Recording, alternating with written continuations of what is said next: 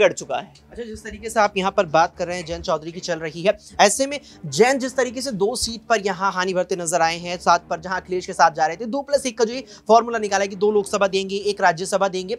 जिक्र आपने यहाँ पर किया है मुजफ्फरनगर, सबसे हॉट सीट कही जाती है पश्चिमी यूपी की। हरेंद्र मलिकपुर में राज्यसभा सांसद रहे हैं, उम्मीदवार बना दिया है। लेकिन अगर गठबंधन लगभग तय हो गया यहाँ पर आरएलडी और बीजेपी का, बीजेपी की ओर से लगभग यहाँ संजीव बालियान उम्मीदवार निकल के आएंगे और उन्हें समर्थन आरएलडी का मिलता है, तो समाजवादी पार्टी तो पीछे नजर आ रही बिल्कुल।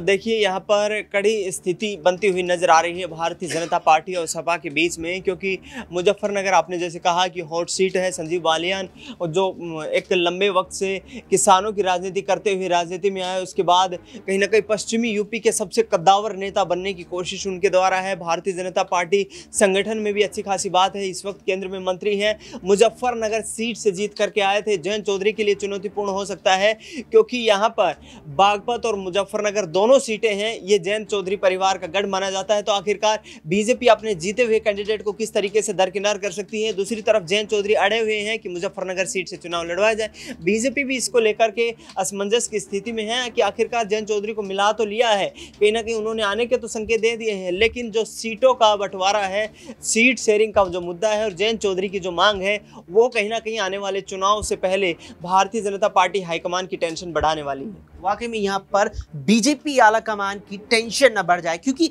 सीट शेयरिंग पर विवाद केवल इंडिया गठबंधन के अंदर नहीं है। सीट शेयरिंग की बात आती है, विवाद शब्द साथ में जुड़ जाता है, और जब सीट शेयरिंग विवाद का जिक्र होता है तो इंडिया गठबंधन नहीं, एनडीए गठबंधन भी कहीं ना कहीं इससे अछूता नहीं है। उत्तर प्रदेश में भी कई अब सहयोगी दल भारतीय जनता पार्टी के साथ नजर आ रहे हैं, और सहयोगी दल जितने ज्यादा होंगे, ऐसे में सीट शेयरिंग को लेकर विवाद बढ़ने की संभावना भी ज्यादा होती चली जाएगी। जहां उत्तर प्रदेश में यहां लगातार ये बात कही जा रही है कि सहयोगी दल काफी हो चुके हैं भारतीय जनता पार्टी के साथ, लेकिन बीजेपी जो कहीं ना कहीं एक प्रकार से कंजूसी जैसा अपना रवैया रखती है सीट देने को लेकर के। जयंत चौधरी की बात आई, जहां अखिलेश यादव 7 सीटें उन्हें दे चुके थे, उन्हीं जयंत चौधरी को 2 सीटों पर एक प्रकार से बीजेपी आला कमान ने